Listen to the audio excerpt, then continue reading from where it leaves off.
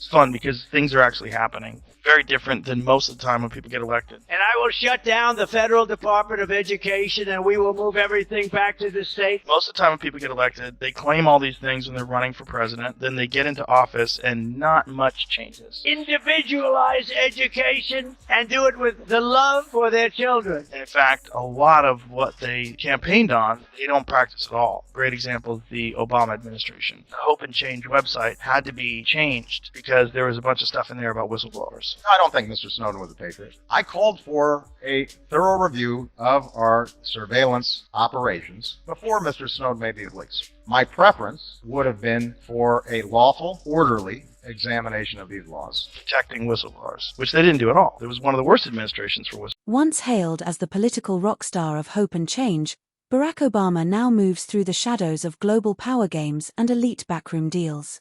Joe Rogan and Tucker Carlson aren't holding back. They're serving irony, hard truths, and facts with no filter. From foreign policy fumbles to eyebrow-raising ties with global players, they're tearing down the polished image like a glitching teleprompter. This isn't just criticism, it's a no-holds-barred takedown. No spin, no subtlety. Just the fall of a myth, one MIC drop at a time. That he's a Netflix producer, along with his 8-adult wife, Michelle. He's producing more racial division. The latest is called Leave the World Behind. It's a fictional thriller about the collapse of technology and what humans would do with no phones or computers. The movie follows a family on vacation at a rental house, and one night they're visited by a father and a daughter who show up seeking shelter. They say their phones no longer work and they need a place to stay. So immediately the white family, because they're evil, that's included in their DNA of course, is suspicious of the visitors because they're black.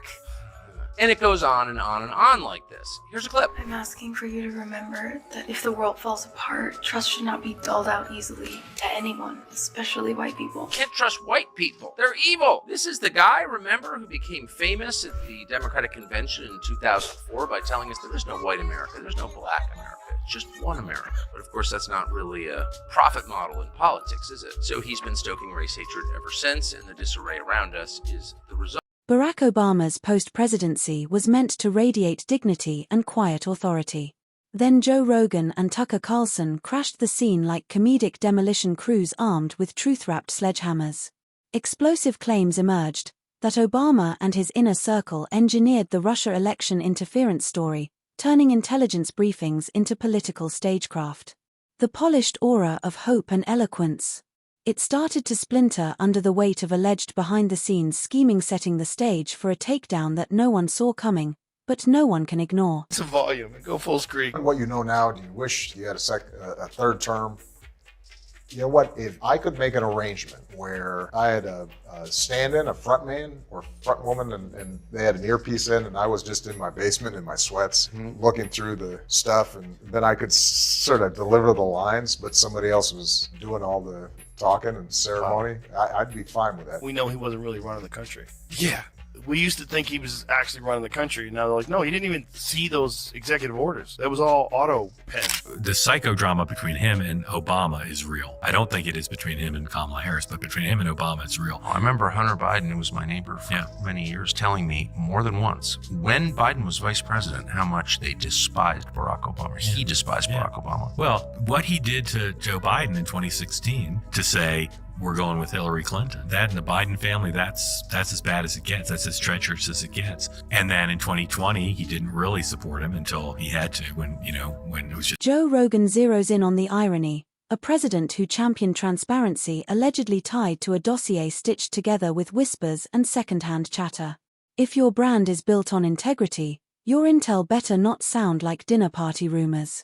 At the same time, Tucker Carlson spells it out under Obama. Intelligence agencies kicked off investigations on shaky foundations, setting off a political firestorm that hijacked headlines and bogged down the gears of government for years. Remember when they gave that speech, when he gave a speech on television, and everybody was like, this. And then they were, it kind of just went away. It was one of the most beautiful moments in modern American history. People really actually stood up and stopped a war from happening. Today, I authorize the Armed Forces of the United States to begin a limited military action in Libya in support of an international effort to protect Libyan. Then came Obamagate, Trump's explosive accusation that Obama had secretly spied on his campaign. The fact-checkers found no solid proof, but the storyline alone was enough to ignite a political wildfire. Joe Rogan dives in, incredulous. The man once floated for the Nobel Peace Prize now seems spooked by his own shadow or maybe just the fridge light. Tucker Carlson grins. The same voice of hope now appears rattled by the very echo chamber he once commanded. Sex with him twice. You did cocaine with him, watched him smoke crack twice. You had no idea who he was. I had no idea who he was. Just ask the obvious question. What was Obama like on crack?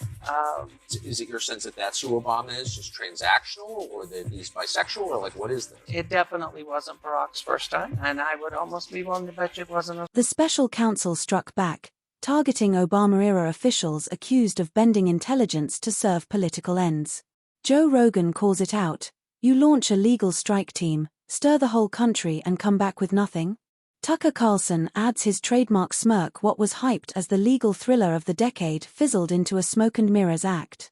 Loud claims, scarce convictions, and a masterclass in political theater that left more questions than justice. The accusation, they're throwing around the word treason. I hate to say this, but President Barack Obama, there is now incontrovertible evidence that he was the spearhead of a seditious conspiracy to subvert the will of the American people and overthrow the United States government back in 2016. They're saying that Obama knew that Russia did not meddle in the election, did not have any impact. Foreign policy wasn't a safe haven either. Obama was praised for his diplomatic finesse and a reset with Russia, but left behind a trail of instability. Libya collapsed. Syria remains a fractured war zone. Ukraine hovers on the edge of chaos. Joe Rogan leans in, cool-headed judgment. Looks more like absentee leadership. Tucker Carlson adds, polished speeches, zero follow-through. The world fell apart because no one was held accountable. Then came the money. The image of hope and change morphed into a brand machine. Multimillion-dollar speaking gigs, blockbuster book deals, Netflix contracts. The Obama charisma became a cash cow. Rogan doesn't let it slide. Hope and change now brought to you by corporate sponsors and private jets. Tucker goes further. The same man who once slammed corporate excess now vacations beside it, all while lecturing the public on authenticity, and when criticism emerged, it was swiftly dismissed. Scandals were brushed aside, and dissent was framed as betrayal. Obama urged unity, but it started to feel more like obedience.